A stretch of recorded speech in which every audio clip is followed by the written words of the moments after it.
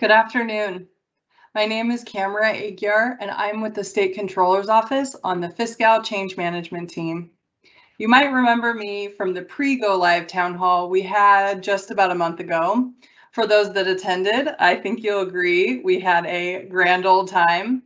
We are expecting the same for this afternoon, so thank you for joining us. For those who missed the pre-Go Live session, the recording can be found on the Fiscal YouTube. That link is available in the Q&A window along with other information such as the link to today's slide deck. And so all those links can be found in the Q&A chat. And if you missed the pre-Go Live session, don't worry, we're covering similar topics in a similar format this afternoon. Plus, we'll also cover some additional exciting updates about the SEO Milestone 5 release that's happening next month. And just like last time, we hope you find this session interesting and informative. So before we get started, we would like to engage with everyone through a Mentee survey. This past Sunday was summer solstice. So for this session, we want to know what is something that you are looking forward to this summer. To facilitate this, I'd like to introduce my co-host and co-star, Brianna Lee. Thanks, Camera. Hi, everyone. I'm Brianna, and I'll be sharing the Mentee. So let me pull it up.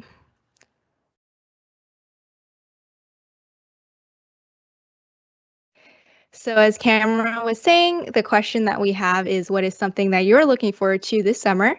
And looks like we're already getting in some responses. And I'm sure you're all already familiar with how Mentee works, but if you need a refresher, go to www.mentee.com. We have this link here, and then use the code that you see at the top of the screen. I'm loving whoever's eating tomato sandwiches. That's awesome. I love those. I didn't know that was a real thing. Thought that was just something my mom made up. Looks like a lot of fun outdoor activities that people want to do. Oh, a family reunion. That's fun. Camera, are you doing anything special or looking forward to anything this summer? I am looking forward to a family vacation to Santa Cruz. So I see a lot of people have beaches and beach day, so I'm hopefully going to be doing a lot of that. And I think that I recently bought a stand-up paddleboard, so I'm going to try to be brave enough to take it out into the ocean. I've only done lakes so far, so hopefully I'm around. Yeah. After the return of my vacation. But yeah, that's fun. How about you? Oh yeah, in September, some of my friends and I are planning a trip to Hawaii. So looking forward to that, to being able to travel again, and just, I think, do things outside. Yes. Yeah, it looks like a lot of people are also looking to travel, to go camping, boating, happy hours. I see some work things in there, which is good too. Yes. Okay, looks like we're getting a good amount of responses. I'll continue to leave this Mentee open if you want to continue sending things you're looking forward to this summer. But in the meantime, I'm going to hand it back to Camera to kick off the presentation. Okay, thanks, Brianna. Let me switch the screen here.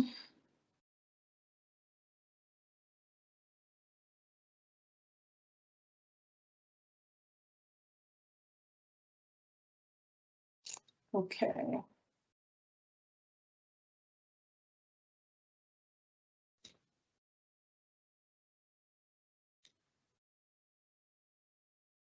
Okay. Well, thank you to those who sent in responses. It really does help us feel connected to you out there wherever you are. And we also appreciate the practice in Mentee, because we will be offering another one at the end of the session to collect your feedback. So hopefully we get as many responses to that as we did to this one. Before we get into the content, I wanted to quickly introduce the subject matter experts who are here with us today. It's mostly the same team of experts as the pre-go live town hall, with just a few exceptions. So in addition to Brianna and myself, today we also have Tim Rees. Tim manages the communications unit. Tim and his team help all of our town halls run smoothly. And from the State Controller's Office, we have Mabel Garcia and Sandeep Kumar, who are on the Milestone 5 sprint team. We also have Alana Smith, Joanna Ho, and Ame Sadeh from the Fiscal month-end close, year-end close team. And lastly, we have Esther Barbieri from the Department of Finance. So the SMEs did a great job last time doing some real-time testing and providing answers. So thank you to them for joining us today. So today's town hall will be covered in 4 parts. So Brianna will provide an overview of the department functions release. Brianna and I will then briefly chat about how the release impacts your departments. We will then have an open Q&A with the subject matter experts. And then after that, Brianna will wrap things up with an update for you about the SCO Milestone 5 release that's scheduled for July 1st. So we also wanted to point out that you don't have to wait to submit your questions. You can ask them at any time in the Q&A chat box.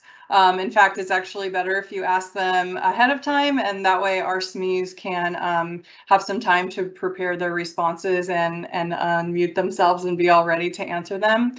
So we'll pause a couple of times throughout the session to go through those questions. So to start, I'll hand it back off to Brianna to share the release highlights. Thanks, Camera. So the first thing we wanted to mention is the department's functions release is live as of Monday, June 14th. And for more details, you can refer to the Go Live communication that was sent out, and it's COM970. And you can also start utilizing this functionality on July 1st, 2021. So the things that we're going to be covering today are the auto reversal functionality. We're going to be going over again the process to record reimbursement encumbrances in Fiscal. And also we're going to be talking about the new SCO versions of Report 18 and 19 that are now available in Fiscal. Okay, thanks, Brianna. So I have some questions for you. The questions will be written on the slides on the screen, and for the audience, both question and answer text is provided in the slide deck for you to refer to at a later time. And so again, that link is in the Q&A chat box. And similar to last time, we are recording this and we'll put it on the Fiscal YouTube, and all of your live questions will be transcribed and sent out after the session. So let's get into the questions that I have. So let's start with the auto reversal functionality. Brianna, can you remind us again what that is? Sure. So when a department end user is creating a journal entry in Fiscal, the auto reversal functionality reverses the original journal and creates a new entry with the same journal ID in the next period or when specified. So as you can see on the screen, there's that little box on the left picture with the blue hyperlink that says reversal, do not generate reversal. And so clicking that will bring up this menu for the journal entry reversal, and will let you choose and specify when you want the journal to reverse. And this auto reversal functionality has been improved, so it now inherits the budget date from the original journal. Previously, departments weren't recommended to use the functionality because it would cause budget check errors, but that defect has now been resolved and departments can go ahead and use the functionality. Okay, thanks. So, and when should departments use this functionality? Yeah, departments should use the functionality whenever they need to create a reversal journal as part of their business process. So one example of when they could use it is at this year end to reverse their estimated accrual entries. And I also want to clarify that departments can still use the manual copy journal process to reverse their journals, but using this auto reversal functionality can help reduce errors and workload. Okay, cool. So it sounds like they may already be using it now. During the last town hall, we got some additional questions from the audience regarding this functionality. So we thought we would run through them in sort of a quick fire fashion now so that everyone has that same information. So I'll shoot them to you quickly. So does the auto reversal functionality work with accrual entries? Yes, the auto reversal functionality works for all accrual entries that use the ACC source, but it isn't applicable for journals that can't be posted.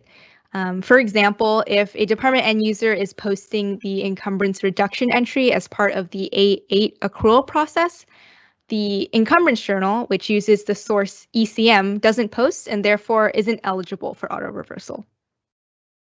Okay, and then do the reversal journals still need approval? No, they don't. So while the original journal needs the department approval, the reversal journal is going to be posted automatically without department approval needed. And then can the auto reversal functionality be used for a posted journal? No, if the journal has already been posted, then the option to choose the auto reversal functionality is going to be grayed out and can't be selected. Okay, and can the reversal, can you edit the reversal journal's description? No, the journal description is going to copy the original journal entry's description. Okay, and then lastly, how about attachments? Will the attachments be included on the reversal? So the reversal journal doesn't inherit the attachment that's from the original journal, but the system does allow you to add an attachment to the reversal journal if needed. Okay, great. So as a reminder too, we have shared some additional links to additional resources in the chat box. And that includes our pre-go live Q&A transcript, which has these questions and some more. So let's take a moment to pause. I see some questions in here and we can cover them.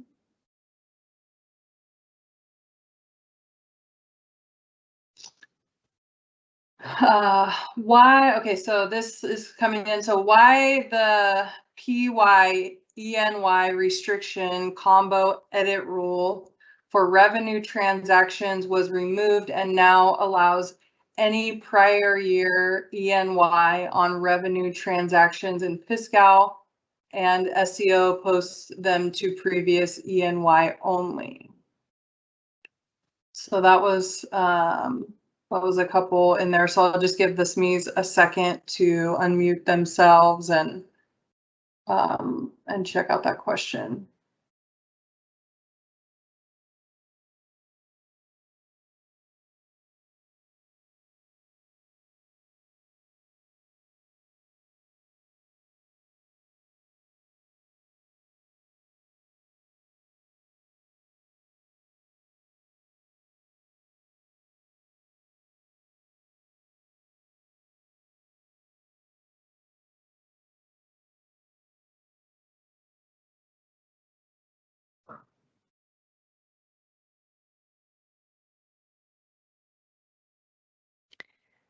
Hi, Esther. Are you able to answer this question? If not, it looks like this might be something we have to take back.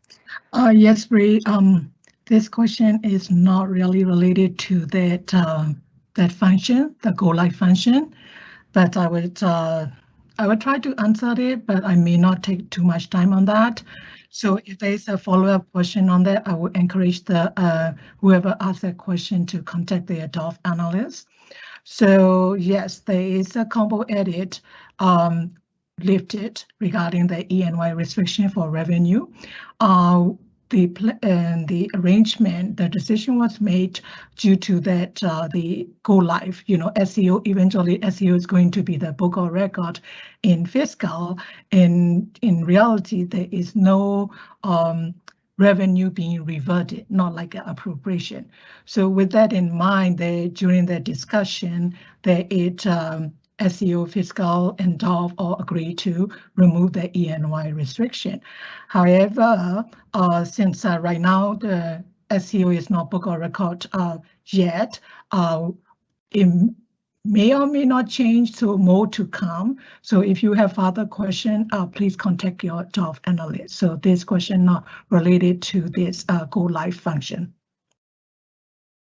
Okay, thanks, Esther. This is another question about the journal entry description. So as I understand, end users cannot change the original description on the reversal. What if we would want to add the reason why we are reversing the entries? We commonly use the description to identify the purpose of the entries.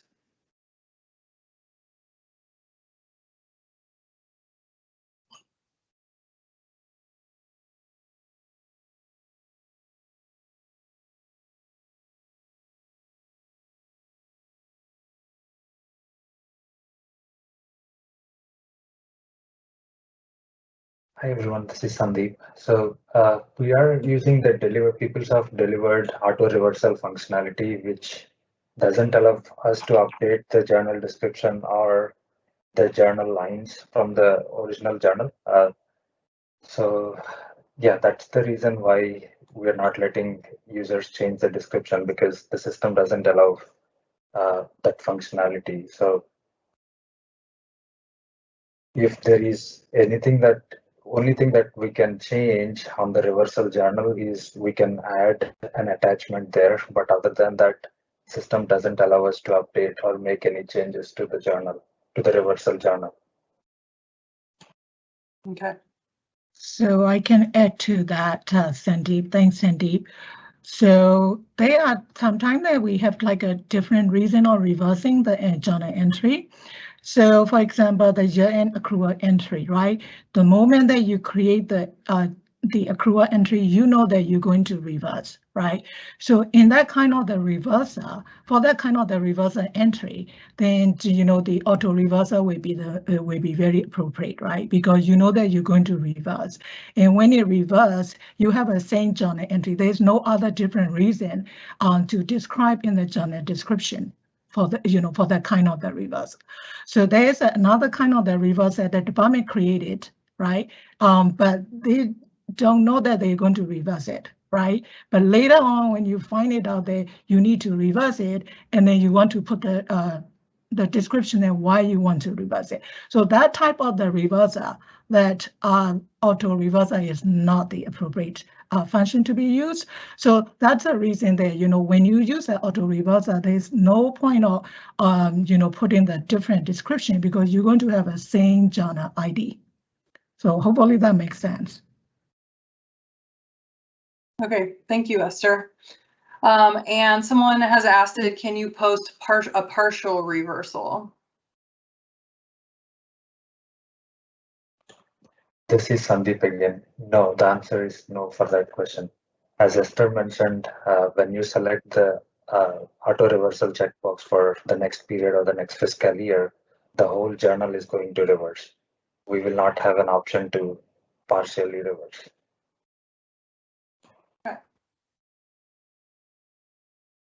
Okay, so thank you for those questions. I think we'll get back and start talking about the next topic, but if you have additional questions, please continue to send them in and we will continue to work our way through them.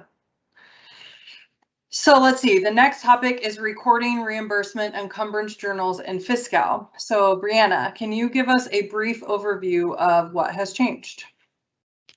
Sure, Camera. So starting at the end of this fiscal year, Fiscal has released a new journal entry source called ENR that departments can use to record their reimbursement receivables that result from encumbrances.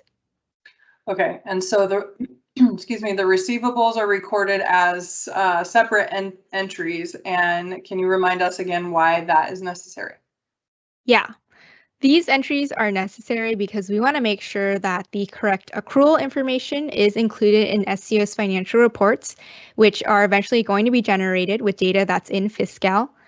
And I also want to note that recording these entries separately isn't a new process, but has just been reintroduced into Fiscal. Okay, and what are these separate entries going to look like in Fiscal? Yeah, so if you look at the picture that we have on the screen, an end user is going to record their unbilled reimbursement receivables as 2 entries. You're going to have one GL journal to record the unbilled reimbursement encumbrance from PO using the new source ENR. And then you're also going to have another GL journal to record the unbilled reimbursement from expenditure using source ACC. Okay, and which funds can you use for unbilled reimbursement encumbrance? There are no limitations on which fund you can use, and so this is like the A3 entry business process. You use the new journal source ENR once you identify the delta of what needs to be billed. So out of the additional reimbursement, how much of that is coming from PO? And once you identify that portion that comes from PO, you record that with the journal source ENR, and then you record the rest with journal source ACC. Okay, thank you. So again, for additional resources, you can look over on the Q&A chat. Let's check the questions to see if there's additional questions on this.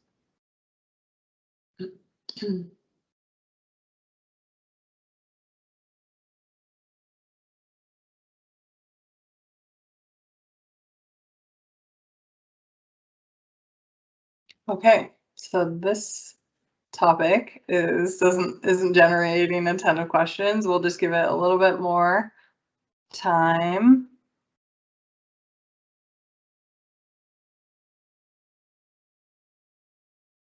Okay, I think we'll move on to the last section about the department's release, and then we can always come back to the questions. So back to you, Brianna. Let's see, what is my next question? Okay, SCO reports 18 and 19. These reports are available now, is that correct? Yep, these reports are available and departments can run them if they want to. So you can look at the pictures that we have on the screen. You'll probably notice that when a department end user is in the process scheduler request page, there's these 2 additional checkboxes for report 18 and 19, and those are the new SCO versions of the reports that they can select to run. Okay, great. That's a good visual. Thank you. And can you tell us what is the difference with these newer report versions? Sure. These new versions of the reports show an additional breakdown of the data. So in addition to the columns that were already listed in the existing department versions, these SCO versions of the reports are also going to show additional columns with data that's related to manual adjustment, transfer, and additional rows of data related to accumulated amortization and depreciation. Okay, and do departments need to make any changes to their year-end business processes with these reports? No, departments don't. They can run these new SCO versions of reports if they want to get that additional information for internal use. But I want to emphasize that they should not be submitting these updated SCO versions of reports for this fiscal year. They should continue to submit the existing department versions of reports 18 and 19 to SCO. Okay, thank you. So we'll pause again for questions on reports 18-19 or any unanswered questions we have at this time. Let me just look here through the chat box.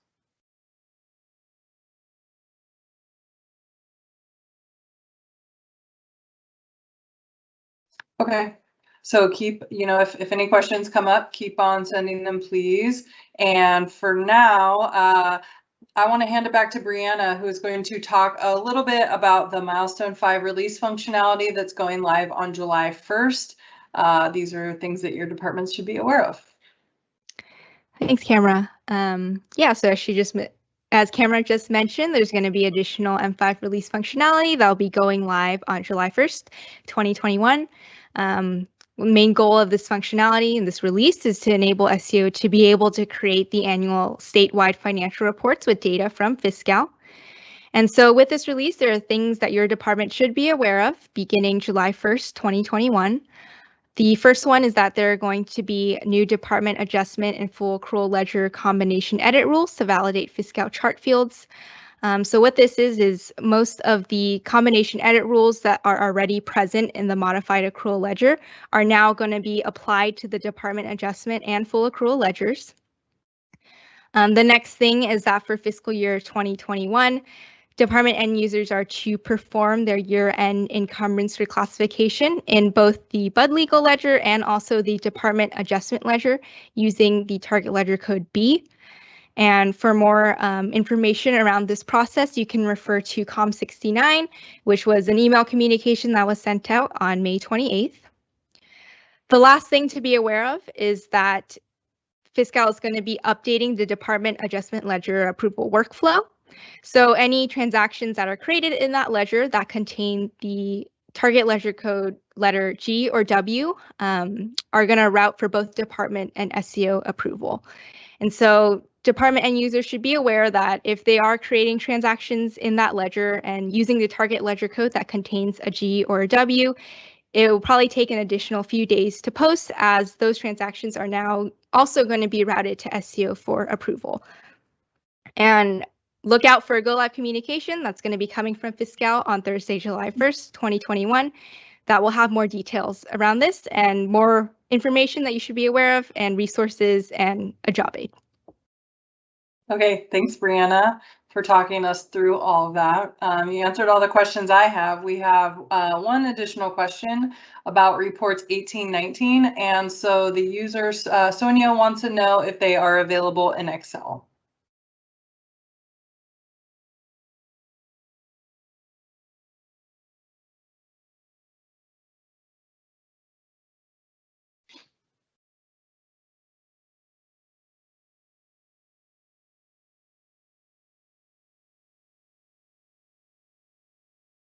Someone could correct me if I'm wrong, but I believe that the new versions of reports 1819 are only available to be downloaded in PDF version.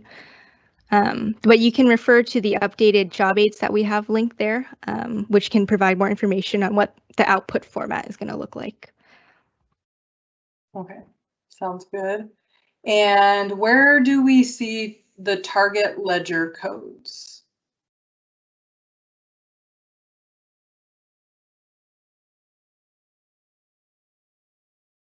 So the target ledger code, again, this is Sandeep again. The target ledger code field is available on the journal header page. So when you go to the general ledger menu where you see create update GL journals, on the first tab, you'll see a field called target ledger code, and you can select a list of target ledger codes available in that prompt. So you'll see target ledger codes like G for GAAP or BG for BLBR and GAAP, and you'll see W, which means GAAP GW. So you'll see a combination of those letters B, G, W, and there is another target ledger code with the letter A, which is for full accrual. So. Okay, thank you. Looks like we have another question about reports 18 and 19. Will departments need to submit the updated report 18 and 19 to SEO next year, or is the new report 18 and 19 for department use only?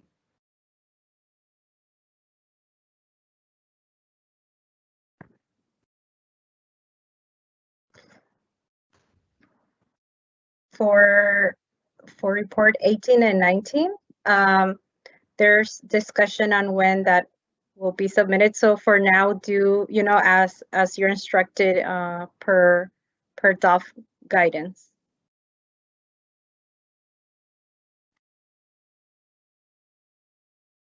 Okay. And what reports should we use to review encumbrances?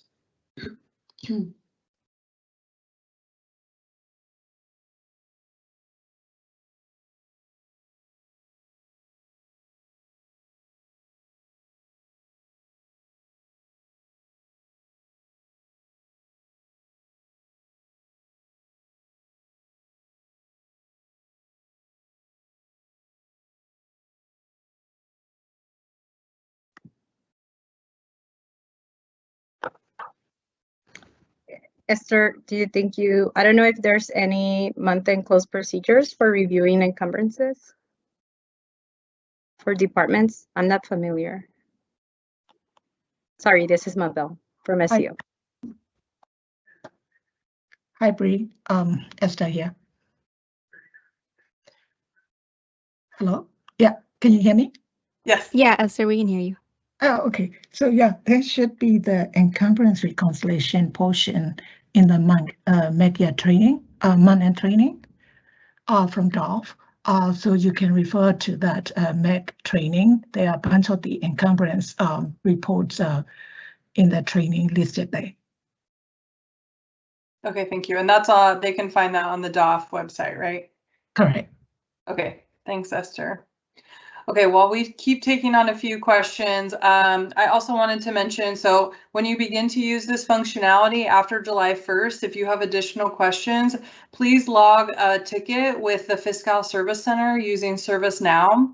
If you have questions about the Milestone 5 release, please email the Fiscal CMO team. And so that's fiscal.cmo@fiscal.ca.gov.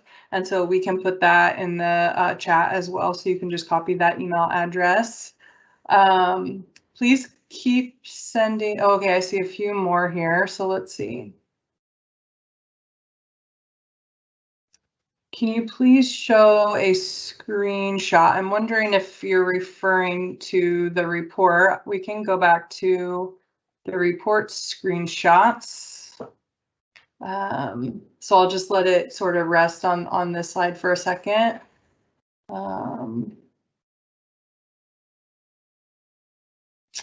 For encumbrances, how can we see what we really try to adjust in an encumbrance report?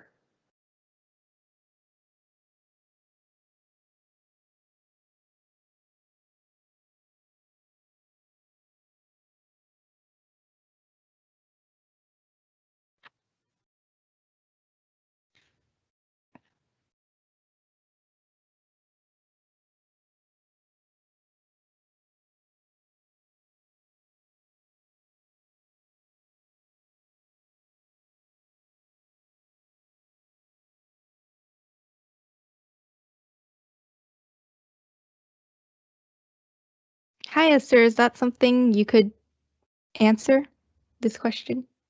Sure, if there's nobody there, I take that question. So, okay, so let's say talk about the A3 entry, right? So what does A3 entry do? So if the expenditure is not billed yet, you have an expenditure. If you have not billed yet, then you're going to report as a receivable, right? As a part of the A3 entry. So if the reimbursable, the reimbursable receivable is accrued based on the expenditure, then you're going to use an ACC, right? So the new function that we are talking about is that if the encumbrance, if part of the A3, that you are going to accrue as a receivable reimbursement because you have encumbrance. That encumbrance is reimbursable, but of course you never bill encumbrance based on the encumbrance, right? So, but at the end of the year, you need to accrue your receivable based on your expenditure you have not billed based on your encumbrance, right? So from the encumbrance, you're not really adjusting the encumbrance report. So this is all about what are you going to accrue as a part of the A3 entry, right? You know the expenditure that you need to accrue as a reimbursable expenditure. You need to accrue as a receivable, reimbursement as a receivable. For the encumbrance, you need to look at it. There must be some kind of the tracking system in your system, right? Some department use like a project attribute to identify whether this PO is reimbursable or not. Some department use a service location. So based on how your chart fee value works, tracking for your reimbursable encumbrance, and that's how you're going to identify. So you have let's say that in your general fund, you have a bunch of the PO, and then you should be able to know by project number or by service location, how much is reimbursable. So take the amount, and then you are going to accrue as a part of the A3 as a receivable reimbursement. So we are not really just in the encumbrance report. This is all about the A3 entry. So I think this is not new, and you have already done that in the past, and it just like in the past in fiscal, you all put it all together as a one journal. Now we are asking to separate it into the two journal, one with the ACC. If the reimbursable receivable is relating to the expenditure. And with the new general sales code, if the receivable reimbursement is related to the encumbrance. So hopefully that makes sense. It's all related to A3. Okay, thank you, Esther. Okay, so while the questions kind of continue to trickle in, I wanted to pass it back to Brianna. Brianna, can you tell us about the Mentee questions that we are hoping the participants can submit? Yeah. As we mentioned at the end of every town hall, we really want to get the audience's feedback on how things went, to take it back and improve in our future town halls. And so I'm going to share my screen right now, and we just have 2 questions on the Mentee asking for your feedback. And we would really appreciate it if you would just take some time to answer it. And the results are hidden, so feel free to be as honest as you want in rating these.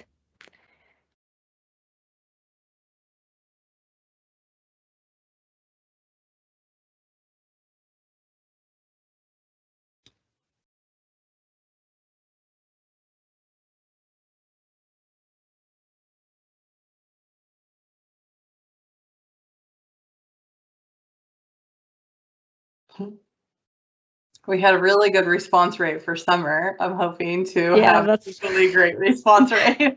what I was going to say. Let's get it up to 70 again. It's too small on my screen. I can't see the number. Well, I mean, like Brianna said, we really appreciate it. We do integrate your feedback. We made a few adjustments just between the pre-go live and the post-go live. So we really do appreciate it, and we really do try to make changes for the better for you guys. So.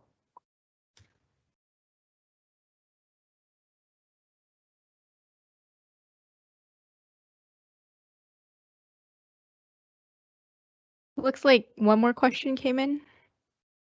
Okay, let's see, let me refresh here. Okay, what report can we use to see verify unbilled reimbursement encumbrance? Is it the same as PO 10?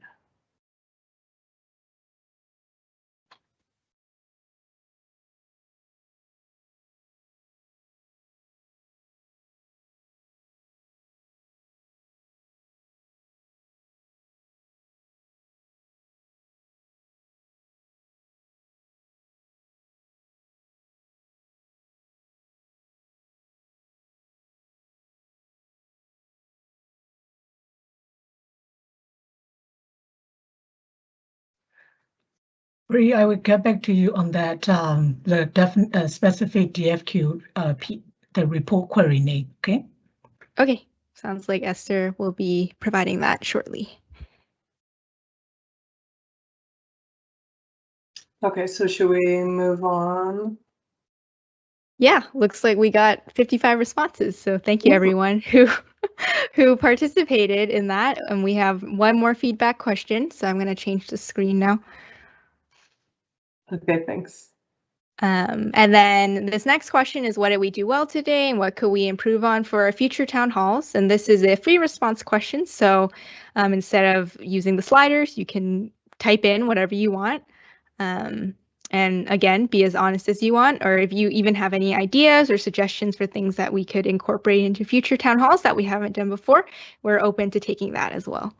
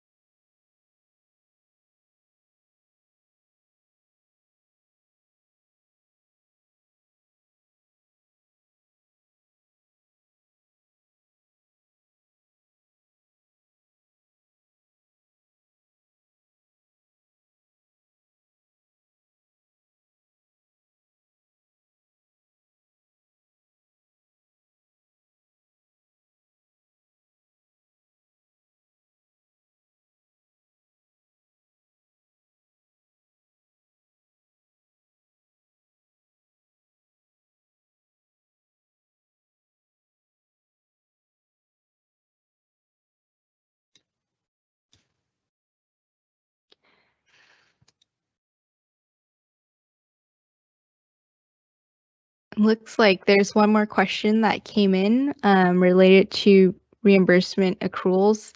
We'll give Esther a minute to pull up the query and then she can probably get to that question.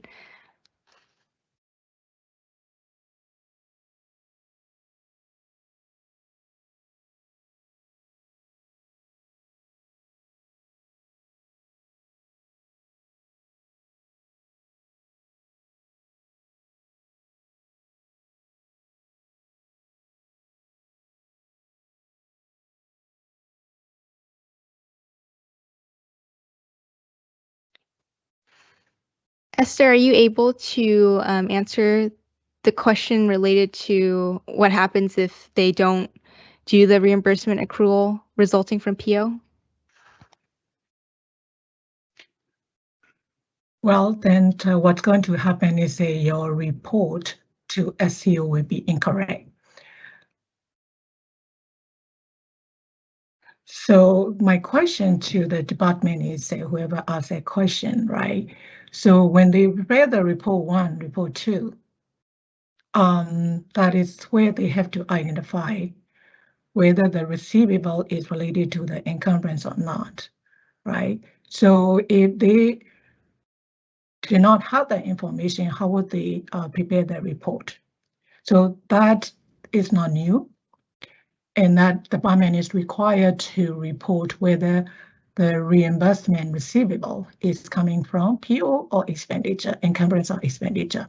So what is added to this here is that if it's not differentiated in the system with the ENR, right? ENR journal source and the ACC journal source, then what's going to happen is when the SCO generate the report directly from the fiscal, and they will have an incorrect information.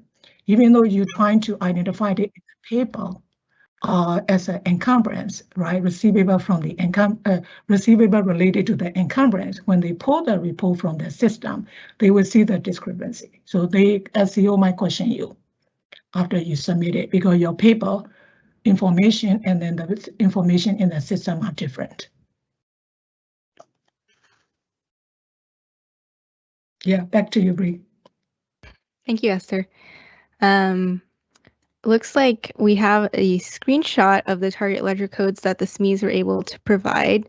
Give me a minute to pull it up. I'll share it with the screen now for that person that was asking.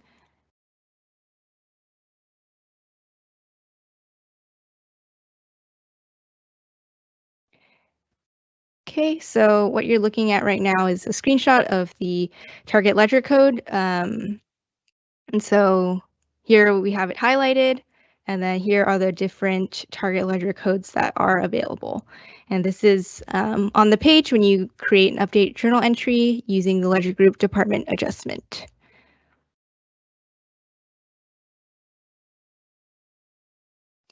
So if whoever sent in that original question has any more follow-up questions, feel free to send them in the chat, or also you can send an email, either create a ticket with FSC or send an email to Fiscal CMO after the town hall. Okay, Cameron, I think I'm going to hand it back to you. Okay, thank you. Let me put back up the question slide so that you guys can have that information if you need it.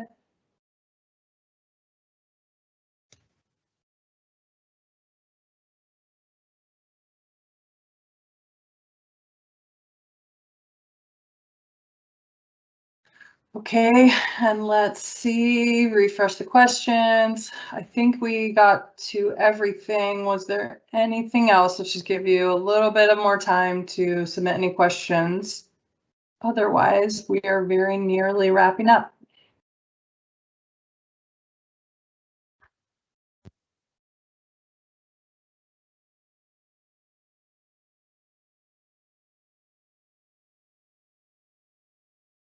Okay. Thank you. Thank you. It looks like we've answered all your questions. Thank you again to our SMEs and to Brianna and to Tim and the whole group. We look forward. We're very, very excited about this functionality coming around, and we look forward to sharing success with you all. So thank you for attending, and this concludes our town hall. See you next time.